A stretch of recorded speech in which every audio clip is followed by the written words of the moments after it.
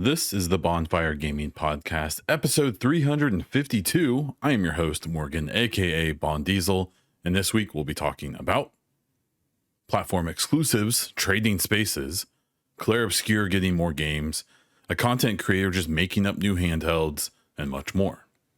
Be sure to subscribe to the show on your favorite podcast app, leave a review on Spotify or iTunes, and subscribe to the Bon Diesel YouTube channel to get all of my videos, including this podcast.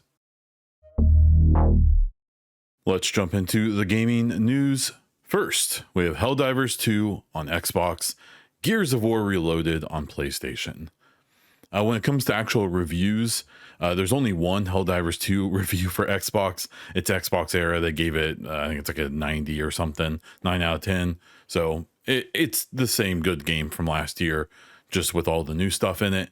They do have the new War Bond, which is kind of their battle pass that has some of the Halo stuff in it. It seems to be generally liked, but that kind of is what it is there. And then with Gears of War Reloaded, it is a remaster of a game, so it does have reviews both on Xbox and PlayStation, and I believe PC as well. And it's currently hitting with an 81 Metacritic score. Just to be, or OpenCritic, I believe that is. I use Metacritic for exclusive games because they just tend to have more reviews, but they separate the platforms. If a game is multi-platform, I do OpenCritic. So just a little explanation of my method there. I mean, the two releases at the end of the day aren't really that big of a deal, right? Like, Helldivers 2 has been out for a long time. We know it's good. It's been pretty successful. It's held pretty tight with its player base when it was just on PC and PlayStation. I believe the assumption and the numbers have shown that the player base is mostly on PC, but I'm sure there's a good number of PlayStation as well. And now you're throwing an Xbox that can only help, especially for a multiplayer game. Gears of War Reloaded, you probably are exposing at least a decent number of PlayStation fans to Gears of War for the first time. If you don't know, this is a remaster of the first game that's pretty significantly visually upgraded, even though I'm under the impression the actual gameplay, mechanics, all of that are pretty much untouched. I believe there's some quality of life changes, but for the most part, it's the original game, for better or worse. I've definitely seen some reviews and conversation around how maybe they should have modernized it a bit, especially if you go from playing like Gears 5, which is a relatively modern game, where they made maybe controls and cover systems and all that a little bit better, and then go back to this Reloaded. It's a bit shocking, but the whole point here was to be one of these, signs of the apocalypse, at least to some console warriors, that, we have a PlayStation IP, a PlayStation published game on Xbox. When you start up the game, you have the Xbox logo pop up, and it follows with the PlayStation 1, which is very strange to see. And then, vice versa. We've been seeing it the other way for quite a while now, with all these games, mostly multiplayer, but, some single player as well. Xbox games going to PlayStation, Sea of Thieves and, Grounded being some of the early ones. And then more recently games, we've had the Indiana Jones game and some others. Hellblade 2 just came, and, presumably more in the future, like Starfield and such. So the whole conversation of, the console wars are over. That will never be over for the people who are like truly obsessed with that stuff. I like to think that most people kind of just don't care. That there's also people kind of like me who I prefer the Xbox. I've never found a reason to buy a PlayStation, at least not since the 3. I'm a little more ambivalent towards PlayStation and probably a little too generous to Xbox, but you'll never catch me being like, PlayStation is terrible and it should shut down, or Xbox is clearly dominating the industry, even though all indications are that they aren't, at least not with units sold and things like that, right? So that whole conversation will continue, unfortunately, no matter what, especially with the old heads like me. Some people are just really invested in that whole old school idea of, my box good, your box bad. And I think, with especially younger folks, I don't think that there's as much of that. I don't think they care nearly as much, especially because a lot of them aren't playing on any console. They're playing on their phones and so on and so forth. So this is cool. I'm really curious what more comes of this. It's been really interesting watching the PlayStation fans kind of be like, the people who are a little overly invested being like, well, this is just like a one-time thing. They're going down the same path that back when Grounded and Sea of Thieves was announced to go to PlayStation, it was the same thing. And probably you can probably find clips of me doing the same thing. Like, well, like it's only gonna be the multiplayer games, or it's only gonna be like the ZeniMax Bethesda games, or it's going through that struggle, and then eventually coming to the realization like, oh, okay, at some point everything from Xbox is gonna be on PlayStation. I don't expect PlayStation to be that aggressive in the long run. But there is an argument to be made, and it's the way I've framed it with Xbox, is if a game is no longer selling your hardware, then it's stupid not to put it in other places. Like it just, and at least that's my opinion. It is dumb to not put your stuff in other places if it's no longer selling your own hardware. And there's so many games, especially with PlayStation, where that has to be the truth at this point. If they put out some kind of Uncharted, trilogy or whatever combo pack of games, surely Uncharted isn't selling PlayStation 5s right now. Or if it is, it still isn't enough to not, justify putting it, on another console. I would probably buy Uncharted. I've never played the games, but I'd be curious to try them out, especially if I could do it on hardware I already own, on an ecosystem I'm already invested in. Man, you could go way back. You could, maybe like even like the original Horizon game, and The Last of Us 1. They could put out their 15th version of that game, because you just can't convince me that game is selling PlayStation 5s at this point. Like, there's just no way it is. So we'll see. I think ever seen any of their like tentpole single player games feels like a bridge too far, even for me. I would name off multiplayer games they could do, but they don't really do those very well. And despite them trying, especially in recent years, it hasn't worked out. But the whole idea of Marathon, of them allowing Bungie to still put it on Xbox. Now that was a condition of their acquisition, but even beyond that, it's not all that surprising that they would have probably allowed that either way, especially if Marathon's not going to be in great shape if we ever even see it. So look, Helldivers 2 on Xbox. I'm not really a big Helldivers fan like some people are. I think I've put like 40 or 50 hours into it. I had a ton of fun with it. I think it gets really repetitive and kind of boring. I don't think it's really the all that in a bag of chips that people kind of make it out to be. I have no clue how people are putting hundreds and hundreds of hours into that game, but that's not my problem. They're having fun. That's awesome. I had my fun. I dipped out. I got my money's worth easily, and we're all happy. So that's a good thing. And then Gears of War Reloaded. I mean, I would say it's only a matter of time before we see Gears of War 2 and 3 remastered and thrown over on PlayStation. I mean, Halo's going to be there eventually. Maybe the Master Chief Collection, like that would be I guess the first natural, one. It feels weird. Like even as someone who's kind of accepted this new strategy and actually thinks it's a good idea, it is still strange. Right. But we'll just, we'll have to wait and see, I guess. I'm curious. Next up, we have Clair Obscur Expedition 33. The director of the game confirms that they intend to expand on the franchise, leading to DLC and sequel speculation.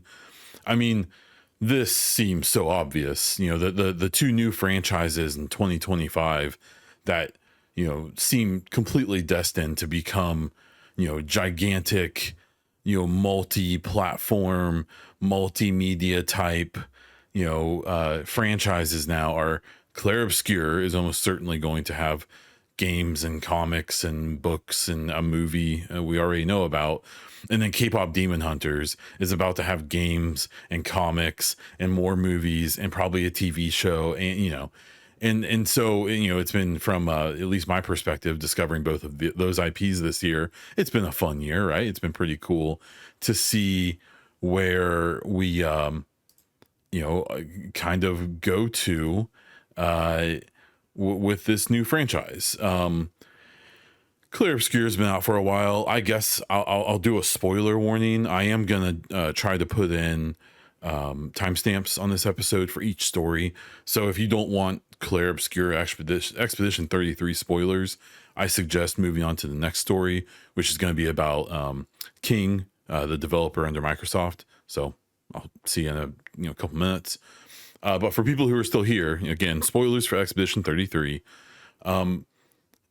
The game that was portrayed was this game in this world where there's this paintress who every year writes, progressively a number goes up in how or goes down, and all the people of that age or older vanish. And every year they send out an expedition of the people who are up next to try to stop the paintress from doing this, to try to figure out what's going on and all this stuff, right? So here's the spoiler part. What you find out in Act 3 of the game is that this entire world is a painting. It's all taking place inside this painting. And that one, or I guess two of the, four of the characters in the game, and I guess even at 1.5, is this Mael, one of the main characters that you play as or with, is a real girl. She's a real person. Who was, and in the real world, she was hurt really badly by a fire and is mute and can barely communicate. But in this painting world, is able to live a relatively normal life. Verso is her brother, who's alive in the painting but dead in real life, who saved her from the fire. The two antagonists in the game are their mother and father, and then there's actually another sibling who also is involved in some capacity. So what happens by the end of the game is you come to realize that this world that you're kind of sold on for the first two acts of the game, for all of the marketing and PR for the game, isn't even real. By the end of the game, you come to find, and depending on how the game ends for you, in theory, that entire world, all those characters in the game, everyone who aren't part of the family, who are real people, everyone else in the game, all your companions, they're all just parts of this story that have been basically this domestic dispute between all these family members who all kind of have different goals and what they're trying to do in this world. Some are trying to hide there, some are trying to keep the memory alive of the deceased brother, all this stuff. In the real world, these people are part of this faction called the Painters. And I believe they're fighting against another faction called the Riders. So if there is another game, it's almost certainly not going to take place in the same world as Expedition 33. It's not going to have anything to do with Expedition anything. That whole concept, everything about the expeditions was just part of this make-believe world that's taking place inside a painting. And so presumably the next game would take place in the quote-unquote real world with Mael and Verso won't be there because he's actually dead. He's not even alive outside of the painting. And the mom and the dad and the sister, I presume it would be something like the next game would take place in a book where they've gone into the Riders world and they're trying to defeat them or find something out or something, right?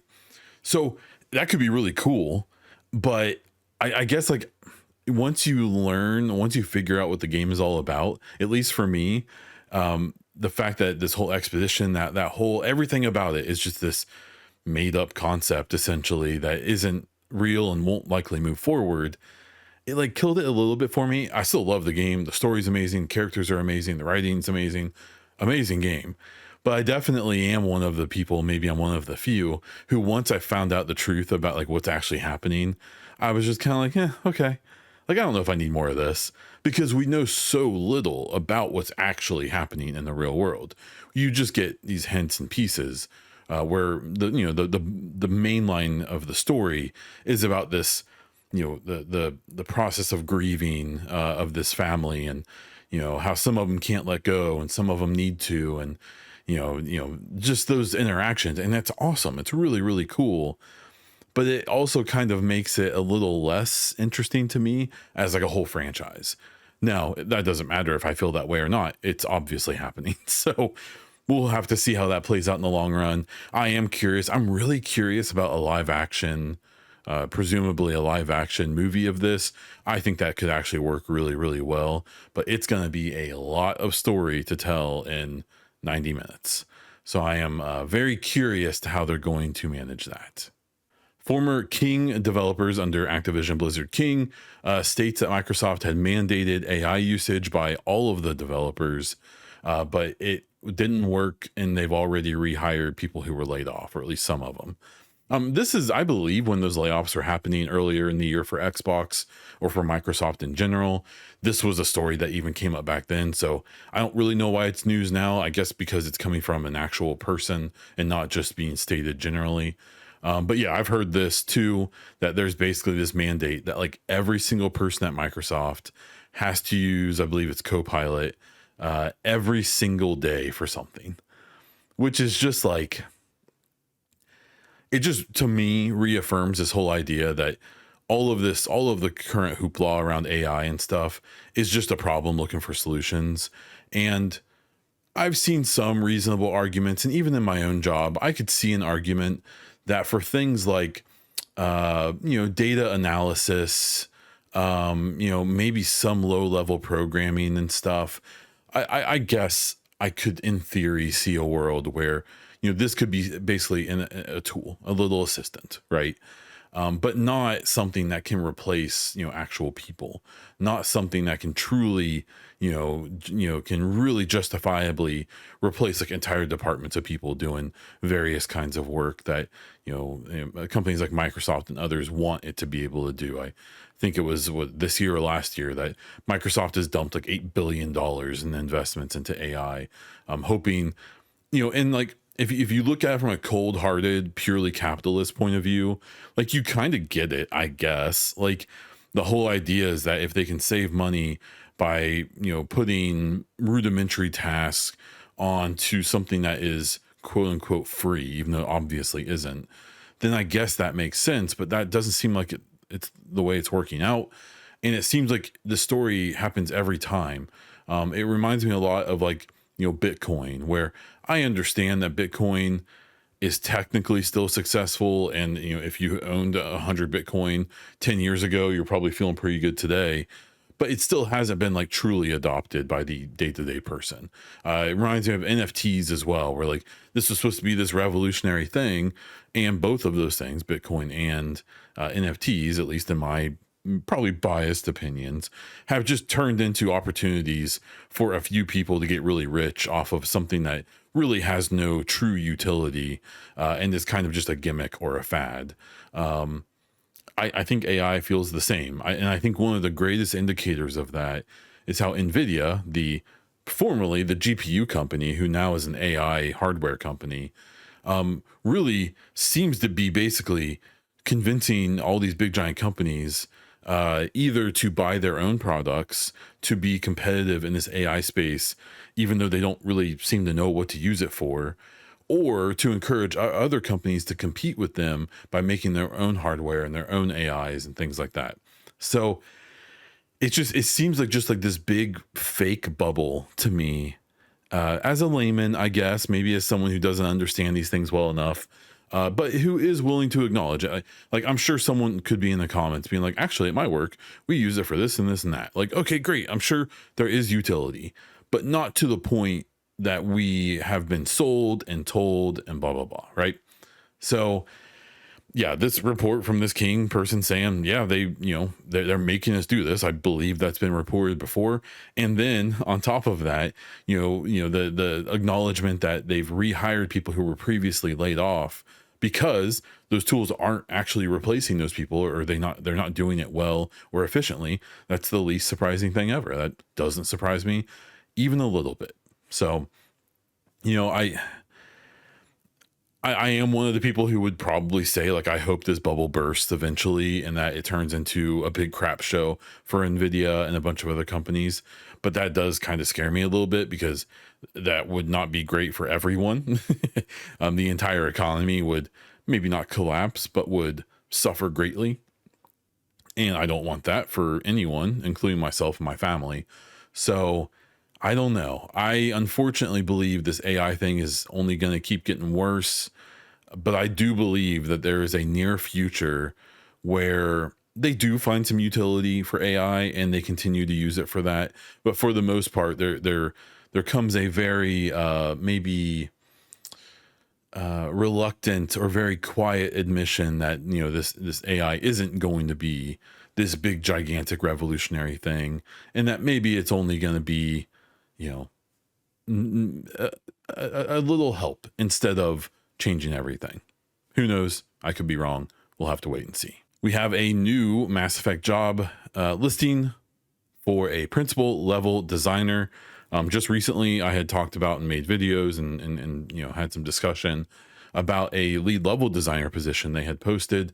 Now this principal level designer is a step below the game director. So this is, you know, the lead level designer is a pretty senior position, but it's still, you know, kind of down in the ranks of the frontline people. This principal level designer is almost as high as it gets, other than the game director. It's, you know, the actual listing continues to affirm that they're almost certainly going to be using Unreal Engine 5. I would say it's a certainty at this point. And that it continues to suggest that, you know, statements from like Dara and other people that BioWare is all in on Mass Effect and that this next game is in development seem to only be getting reinforced. Presumably they don't have enough people at the studio right now to truly go into like a full production situation. Seeing a slight ramp up of hiring makes me wonder if they're moving in that direction.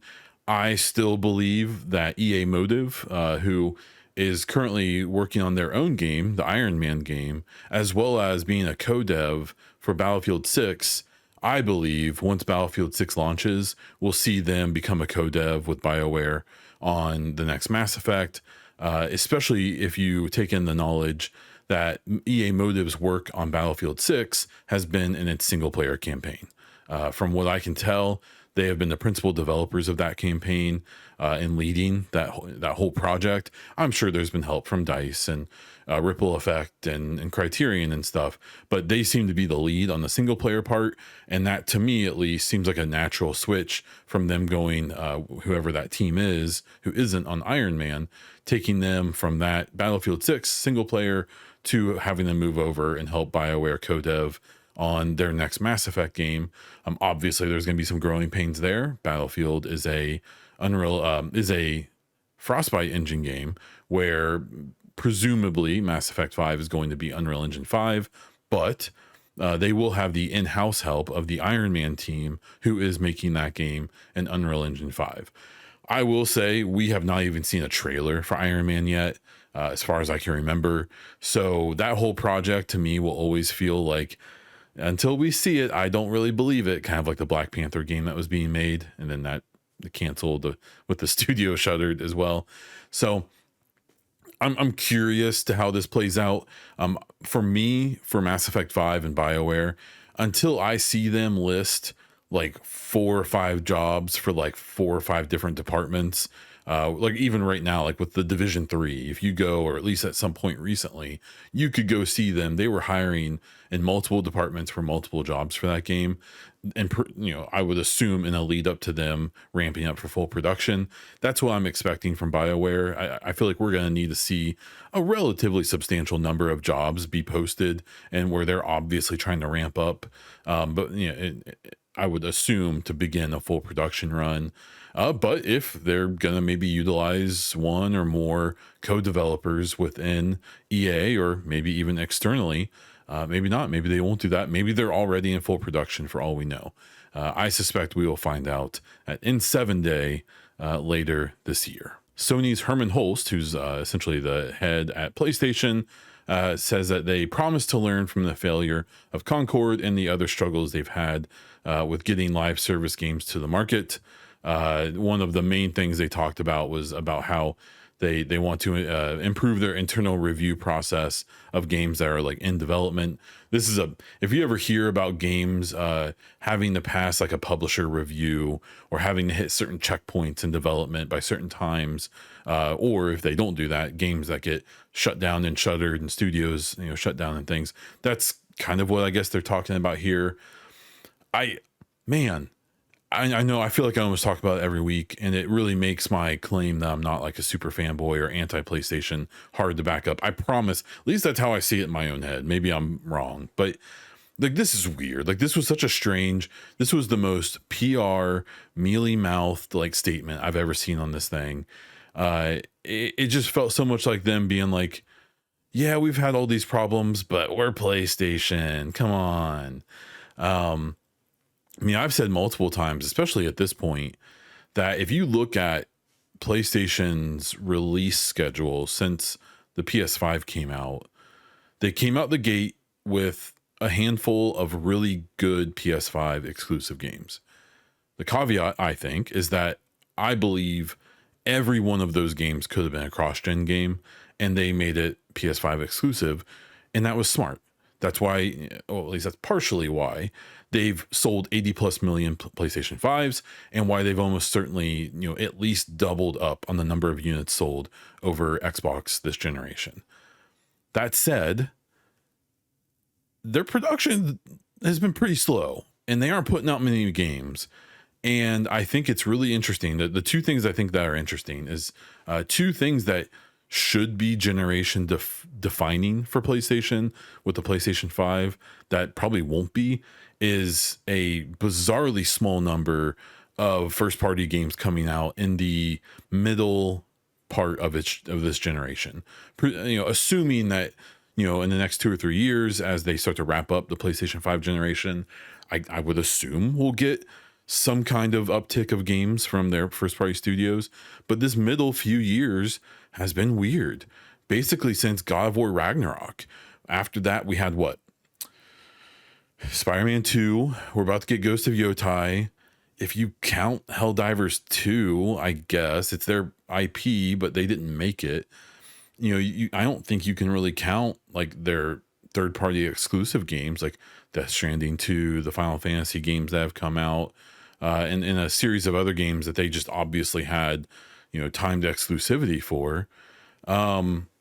You can kind of count on one hand how many first-party games they've released in like kind of the middle part of this gen, and not to make it like a console war thing, but I believe Xbox is publishing more than 10 first-party games this year. We're in a situation where a majority of the top 5 and even top 10 games being sold on PlayStation for a good chunk of this year have been Xbox published games. Like, that's weird. And it kind of makes me think like, oh, maybe, I understand people being not so sure about Xbox's strategy here. But when you actually look at the whole industry and look at where things are at and look at who's making money right now and who may not be, it's kind of hard to argue with that strategy right now when you see what's going on. And then it's going to be similar when we see Helldivers 2 up on those sales charts for Xbox in the next month or two. So I just, that I feel like should be more of a defining thing for PlayStation this gen. And then this live service push, which for all intents and purposes seems like has been a literal disaster for them. We're under the impression, we had Concord come out from a studio they acquired a couple years ago and spent a decent amount of money on. It was out for a week and they shut it down and shuttered the studio. Like, that's a huge problem. Like, that's really bad. That is almost unprecedented for these big publishers, for these big platforms. We have, some at least rumor that basically every single one of their first party studios at some point in the last 3 or 4 years was, working on a live service game, whether it was the Last of Us multiplayer game or whatever God of War multiplayer game that was supposedly being made. I want to say that maybe there was a Horizon Zero Dawn one as well. all of these games that, were being worked on and then shuttered. And that's normal. That happens a lot. Like, I don't want to pretend like that's weird, but it's the fact that it seems like they've spent so much time and so many resources on a live service push, which has garnered them almost nothing. Which has, got them Helldivers 2, but they didn't even make that. They partnered with a third party studio to even make that game. And they don't, and while they own the IP, that those licensing deals are never quite as lucrative for the IP owner, right? And other than that, there's nothing, even though it seems like, they've spent all this time and resources, and it probably means that, Insomniac's Wolverine game is probably taking longer because of resources they almost certainly put into a live service game. I believe they had a Spider-Man one that was supposedly in some kind of development. The next God of War or Santa Monica's next game is probably behind or is coming slower than it would have if not for this live service push. The Intergalactic or whatever the game is from Naughty Dog that's coming probably would be coming out sooner had they not spent the time and resources they did on the Last of Us multiplayer game that never finished or came out, that got no return on investment, right? All these games. Like, I'll be very curious about the book or the article, 4, 5, 6 years from now, where someone looks back and is like, well, PlayStation gets a lot of credit because they sold so many units, so many consoles, so, all this stuff, and they had good games. And I'm sure they will have good games come out in the future. But I really think, and I don't think it's going to happen, but I truly believe that the first party release schedule and this live service push disaster, should be generation defining moments for this PlayStation 5. But I think I assume they're going to sell over 100 million units of it, and that they will have good games, even if they're ones that were paid exclusives, and even if they were temporary. That's what most people are going to remember. And honestly, that's fine. No harm, no foul. I just don't think that would be a consistent measure with other platforms. Wink, wink. We're getting into some of the shorter stories here.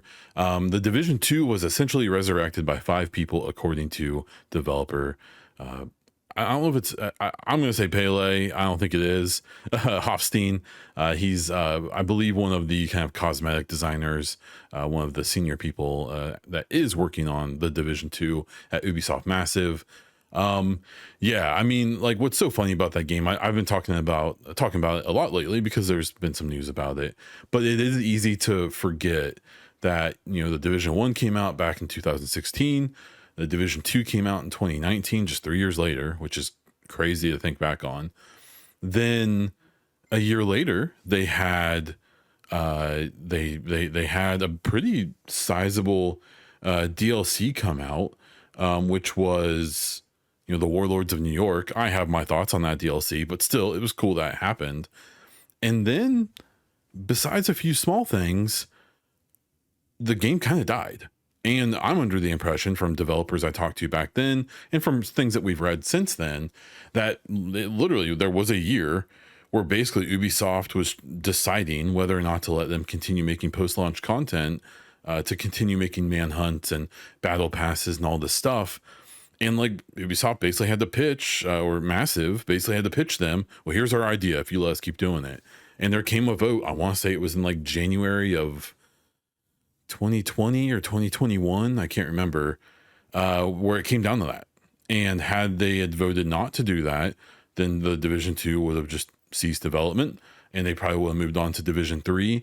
But really, at that time, they were just getting started on development, and at the Avatar game and Star Wars Outlaws probably would have just focused on that. And then maybe they would have come back to Division 3 like they currently are. It's hard to tell. But there is a cool story there. There is a cool just situation with the Division 2 where, I don't think, the average gamer knows or, frankly, even cares about how wild the story of that game is. I've been one who's been pretty vocal about not being a huge fan of all the choices they've made with the game in recent years, that I've kind of lost touch with it. I'm super excited for a third game, but I've kind of lost, motivation to keep playing the second one. Regardless of that, I still think what they're doing for the people who are still enjoying it is really, really cool. I'm really curious to how they make that happen in the long run, how that plays into Division 3. I was someone who was really hoping the next game would kind of bring the game back to a grounded kind of aesthetic and story. Things have gotten quite wacky in the story of that game, so we'll see how they handle that. But regardless, I think they deserve a lot of credit for what they've done, and I hope they can keep doing it. Moore's Law is Dead, a content creator on YouTube, claims that PlayStation is working on a handheld that will be cheaper than the Switch 2, or at least competitive, and could be more powerful than Xbox Ally X, a $1,000 pretty powerful handheld machine. Look, I have no proof of what I'm about to say, so I am purely speculating, but I am fairly certain, or it seems like this person is just making this up. After I've heard of this creator, but after kind of dabbling into their content a bit, they definitely have their preferences when it comes to their platforms of choice and stuff like that. No harm, no foul. I get it. But they're doing what I feel like I've seen a lot of people doing lately in that sphere, the kind of influencer content creator sphere, especially people who are very focused on, contributing to the really cringy like console war, doing the platform warrior stuff where it seems like, Xbox hasn't had all good news lately, but it's had a lot of good news. They've been selling a lot of games. Game Pass is doing pretty well. It seems like they have a new console in the works. It almost seems like some of these content creators just like make up stories and rumors and leaks like this to basically do counterplay, knowing that their audiences are just desperate to have something to post on Twitter or whatever and be like, oh yeah, look, well look, PlayStation's doing cool stuff too, or PlayStation's going to do this or that. I've seen all kinds of reporting on this video that this person made, and I delved into the video a little bit. I mean, they're making some wild claims in here, claiming that they are under the impression that basically PlayStation is going to put out a handheld that can be dockable, like the Switch 2 or Switch, that then you can play it on a TV or monitor or whatever, that it's going to have like 48 gigs of RAM in it, which is like wild. Like that's not even recommended for a lot of modern PCs. Maybe 16 or 24, 32 max, and 48 is like such a weird number. Making claims that it's going to be like the same price or cheaper than a Switch 2, which for the $450, but it's going to be more powerful than the Ally X, this Asus handheld that has the Xbox collaboration in it, that is like a legitimately really powerful machine, but it's also $1,000. So I don't know. I mean, again, to me, this just kind of seems that copium route where a content creator who has, a fairly large following kind of knows they can just throw this out there. And then, 3 or 4 years from now, when it doesn't happen, they can just be like, oh, weird, or just never address it ever again. But of course, all the big gaming outlets and all of the, people who kind of eat this stuff up. And when we have kind of a slow news cycle right now, this is going to get a lot of attention. It's just, to me, like just, from a just logical point of view and just from a realistic point of view, like none of this stuff makes sense. Like all of the individual parts of it could be true. They could be trying to put out a handheld that is roughly the same price as a Switch 2 and is dockable. Sure, I can see those things. Or they could be trying to put out a handheld that's more powerful than the Ally X.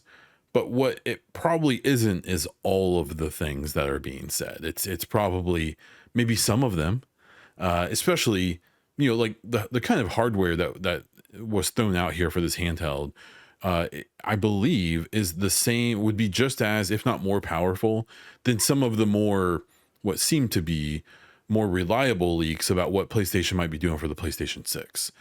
This handheld almost appears like it would be, similarly powerful, if not more, which, maybe they're going the Nintendo route with the next PlayStation, and they're going to do a handheld / dockable home console. I highly, highly, highly doubt it. I think a handheld is almost certain from PlayStation. Whether it would be another streaming one, like the Portal, like they have now, like a Portal 2, maybe it could do some on device play and stream everything else or something. PlayStation, at least in my opinion, isn't they're fairly risk averse, especially when what they're doing is working. Them doing anything but putting out a slightly more powerful console in 2 or 3 years, and making a bunch of games exclusive to it, would be weird. Like maybe they always are in for the gimmick. They'll do some side stuff. They'll always do some weird things, but never anything that's like a huge risk. And doing what this rumor, presumes would be a huge risk. It would cost so much money to make, and they would very likely not make very much money back from it at all. So we'll have to wait and see. I'm pretty sure this is just a content creator trying to get some clicks. Speaking of Nintendo and the Switch 2, Digital Foundry did some reporting from Gamescom where they talked to a bunch of studios from AAA to indie and have found that almost no one can get a Switch 2 dev kit even a few months after launch now, which is, it's weird. That's a strange thing. That is a very odd situation. Not only because typically these, platforms will, especially with a new generation console, I put new generation in quotes, but that's my pettiness. You typically would have these companies want to, have all these studios and publishers making games leading up to, before the console even comes out. So they have games for their console, right? That doesn't seem to be the case. And it seems like there's not really a clear explanation why. From some of the speculation I've seen, which I personally agree with, is that Nintendo is extremely reluctant to have to have very many of these publishers completely abandon the Switch 1, even though I'm sure many of the studios are desperate to move on from the Switch 1, because it was outdated the day it came out, and it's especially bad these days. But it kind of seems like this might be somewhat to try to force some of these companies to make a Switch 1 compatible game that can be, played on the Switch 2, even if that's actually the main target. To a point, from a business perspective, you can appreciate why, Nintendo has 150 million plus customers with Switches. Why would you want to abandon that player base completely? I understand that. I also think there could be a tiny bit, this is maybe my own bias coming out or something, that maybe they don't want to fully acknowledge that, many of the third-party games that are on the Switch 2 are old. They're 4 or 5 years old. Cyberpunk being a big one that gets highlighted a lot, but it's not always highlighted that, we're, getting excited about a 5-year-old game working on a brand new console, acknowledging that it's a very demanding game. It's also not playing it very well. It's playing it at low resolution, at low FPS, with low effects on. I think there may be a little bit of a strategy here of not wanting to let publishers and gamers know already that Switch 2 probably can't handle games that are coming out this year or next year. Not at least not without significant downgrades and issues. And I think that's going to be something that happens very soon. And the whole Switch 1 strategy of basically streaming your games to the Switch 2, I wouldn't be surprised at all if that becomes an option sooner than later, much sooner than I think people thought it would. The Switch 2 has good RAM. It has quite a bit of it. But it's like CPU, GPU, SoC it's old. It's 3-4 years old. It's if this was a mid-gen refresh 2 or 3 years ago, it would be pretty solid. But it's not, even though I would argue it is. I think this was supposed to be a mid-gen refresh 2-3 years ago, but they were still selling so many Switch 1s, they held off on it and stocked up hardware, and then released it now as a Switch 2 instead of a Switch 1 Plus or whatever. And I think that's why we're seeing some of these issues and some of this reluctance for them to really push the Switch 2. Now, don't get me wrong, it doesn't matter. The Switch 2 is selling faster than any console ever. I suspect that won't hold up forever. I think that there's some early excitement. Early adopters are pumped to get something that is a little bit better than the Switch 1. But I suspect in the long run, especially if they keep making Switch 1s, even though they did just raise the price on it, I'm just curious to how it plays out in the long run. I suspect they are aware that the Switch 2 may not be the revolutionary next gen console that some people have tried to sold me on. I saw some people trying to sell it on social media that the Switch 2 is actually the first 10th gen console beyond the PS5 and Xbox Series consoles. And that is interesting. I would argue it is barely a current gen console with the PS5 and Series consoles. And arguably, it's something more akin to the last gen consoles when it comes to what it's actually competing with. It's probably somewhere in the middle of those two, but I don't know. Who knows? We'll have to wait and find out. Embracer's back. Their studio, Crystal Dynamics, has had significant layoffs. This is almost certainly connected, even though it hasn't been directly attributed to the Perfect Dark game being canceled and the initiative being shut down over at Xbox under Microsoft in the recent layoffs. There was a lot of talk about that whenever this happens, and we know that Crystal Dynamics was the primary co-developer, and considering how small the initiative was basically the primary developer on the Perfect Dark game. We find out that it gets shut down. They weren't hitting their check marks. They weren't hitting their timelines, and it goes away.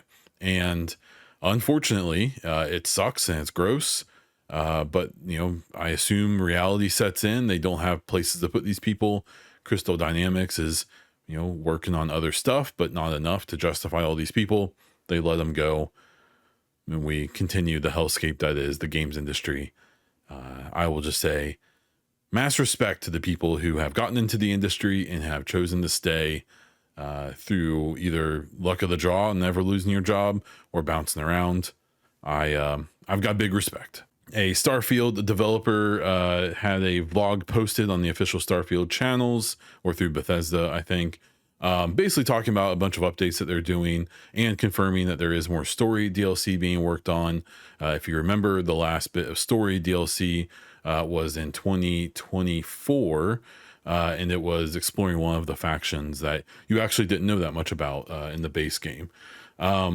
The hints so far, as well as some leaks and some speculation, is that they're going to try to make basically the space travel a little more immersive and not just loading screens. And supposedly they're trying to work on the space combat and making it just more fun and more rewarding. I actually kind of like the space combat in Starfield, so if they're going to make it even better, then I'm down for that. That sounds great. I love Starfield. I will happily play a new DLC. I definitely have some ideas of where I'd like to see them go with that. But that it's one of the most controversial games of the last 10 years, in my opinion, and that it was expected to be a 10 out of 10. It was a mere 8 out of 10. And, some people crucify it for that. And then other normal people, I think like myself, just play it when they want to and they have fun with it. And that's okay. I am more excited about a Fallout game coming out eventually or something like that. But I won't lie in that I would honestly love to see another Starfield game one day. So crucify me, I don't care. And in the final story that we'll talk about today, Pokemon Z to A has gotten some previews, and they are hilarious. So at least the one I watched was Greg Miller over at Kinda Funny talked about how they flew him, I believe, to Vancouver up in Canada, and for an event for the new Pokemon game that's coming out here fairly soon. And when he talked about it, these podcasters and influencers and content creators, they talk about these trips, and it's always pretty cool to kind of see behind the curtain. I was very lucky to have an opportunity with the Division 2 back in the day to get some of that kind of access. It was awesome. So I always appreciate hearing these stories. What was so funny was his telling of this basically ended with him saying, "Oh yeah, and they gave me 2 10-minute sessions with the game." Like, oh man, it was in his actual telling of the game. Like, I guess he's on a big Pokemon kick right now. He's playing Pokemon Violet, which is I believe the most recent one that came out, and it's like universally trash for how awful it looks and all that. You can definitely tell there was at least some lipstick on a pig happening here. One of the things that bothers me about Nintendo is that it's kind of like an open secret that if you crap on them too hard, they will blacklist you and you will never get another game. You won't be allowed to come to previews. You won't get copies to review early. Like, you will get no special access with them if you wrong them. And you can always tell how commonly known that is in the industry, because it is very, very, very rare to see any content creators, like any big ones and influencers and podcasters and stuff like that, ever like really go in on Pokemon or Nintendo in general. And this one, man, this one just looks like it deserves it. Like, it's cool. So they're doing like a real-time combat thing in this, which is neat. Like, that's a neat concept.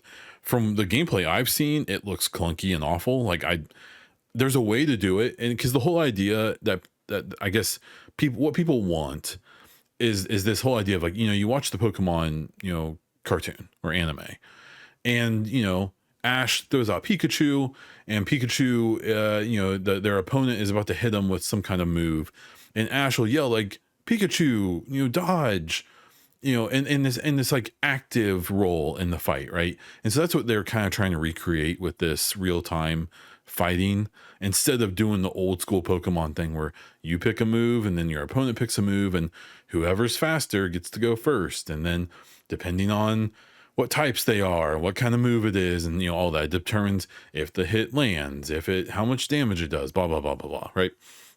So instead of doing the old school real kind of the stop motion or the stop time, of course I can't think of turn-based combat, instead of doing that, they're trying to do this more active combat. From maybe it plays well, he seemed generally okay with it. From visually it looks awful, and that may just be because so like the Pokemon models look fine, the character models are abysmal, like the textures and stuff when they zoomed in on some of these things, just, I mean, I know it's like hyperbole, but it legit looks like 3 to 4 generation old visuals. Like, it's wild, and it's one thing, and people will always defend this, and that's fine, but like, it's one thing to just have an art style that is easier to make, that's easier to animate, that is less demanding on the hardware that you're on, because I think this is going to be on Switch as well, the original one. So I get it, I understand, but then there's just so many of these tropes, and whether it's Nintendo or whether it's Japanese games or whatever, there's like these Nintendo games, they never have voice acting. It's always all written out text boxes, and I'm sure for localization and things like that, it's easier. But you're also talking about like a super multi-billion-dollar company that has like a hilariously huge profit margin. They could cut some of that for higher quality things. It's all I'm throwing out there. But then like the environments are what just kill me every time I see this game, in that you have buildings that are literally 5 polygons, 4 walls and a roof, just 4 flat polygons with just textures just slapped on them. And there's ways to do that, and I won't pretend like I know more about the technical side of it than I do, but there's techniques and there's ways to take a flat polygon and put a texture on it that looks 3D. To have tech that makes these things look a little bit better, and they just don't even bother. Not to mention that I don't know if there's shadows in the game. Like, literally, if there are, I didn't notice. It's one of those things where I understand that maybe their target audience doesn't care. That's fine. I understand that this game is probably going to sell 10 plus million copies, and it's going to be a huge success, and they're going to make a ton of money off of it. So if it ain't broke, why fix it, right? I appreciate that.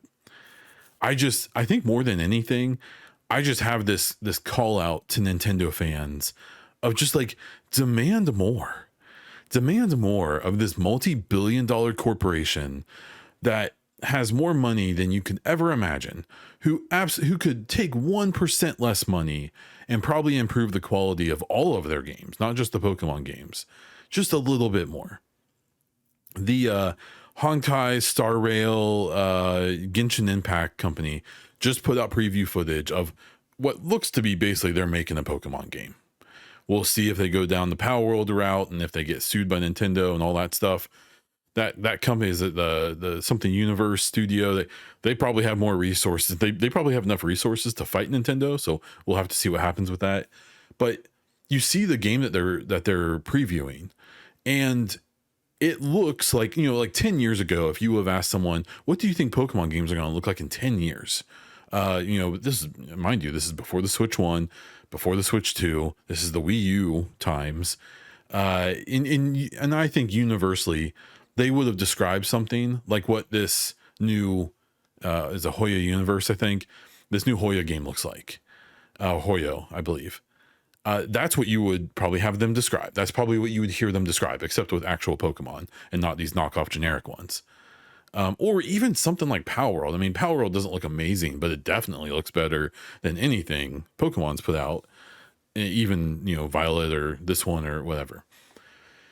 And so it's just so strange, man. But like I said, the audience they're shooting for probably doesn't care. This game's going to sell more copies than any of my favorite games in the last 10 years, probably. And like, good for them, I guess. For me, when I've had those moments of like, gosh, I just get a Switch 2 and blah, blah, blah. And then I see the games they're putting out on it. And I'm just like, ugh. I see him talk about this Metroid game that's coming out. And I see, these people talking about, oh, wow, look at the shadows and these graphics and all that. And I'm looking at a game that looks like something I played on the 360. And like, I understand for what the hardware is, that's not bad. But I'm also having people, come at me every day on social media about like, well, actually the Switch 2 is just as powerful as the Series X or whatever BS they're spewing, right? Like, I don't know. It's interesting. I'm really curious to what the reception of Pokemon Z to A, I believe is how you're supposed to say it, what the reviews are going to be like. I'm sure it's still going to be in the 80s. Like it'll get good reviews, even if it's garbage, because the audience loves what they love. And you know what? At the end of the day, I'll try not to hate, or I'll just do it very quietly. For some content updates and some closing thoughts, I have finished my Mass Effect trilogy playthrough finally. And I did it off stream and I just posted it online with the VOD. If you're into the Mass Effect trilogy, that VOD would be worth watching. I think, because it's on my VOD channel. I posted on my main channel as well on YouTube. So it's either Bond Diesel or Bond Diesel Replay, I think. I don't even know my VOD channel's name. But what's cool about it is it's the Taking Back Earth mission or Priority Earth in Mass Effect 3. And I have basically all the mods that you can get that adds a ton of stuff to that mission. It's still not the best mission in the franchise, but it definitely makes it more interesting. And I have like a mod on there that extends Anderson's conversation up on the Citadel and things like that. I really, really enjoyed it. I'm actually glad I played it offline so I could like truly get into it. And yeah, just great game. Had a lot of fun with it. I did make a new mod recommendations video. Believe it or not, I've been making videos for, we're coming up on 7 or 8 years now. I think I have over 1,000 videos posted on my YouTube. My highest viewed video used to be a Division 2 video that I made before it came out about all the different factions and talking about them. Just in the last month or two, that finally got passed up by my original mod recommendation video for the Mass Effect Legendary Edition. And so, yeah, I'm definitely trying to ride off the coattails of that. But basically, I looked at all the mods I talked about back then, and then I looked at this most recent playthrough and all the ones that I liked that I didn't talk about then, probably because I didn't use them or they didn't exist yet. I made a video just for those. So between those two videos, you should have like a really solid mod experience. So I do suggest checking those out. I actually started a Mass Effect Andromeda playthrough, kind of in preparation for N7 Day this year, for the Mass Effect Celebration Day in November.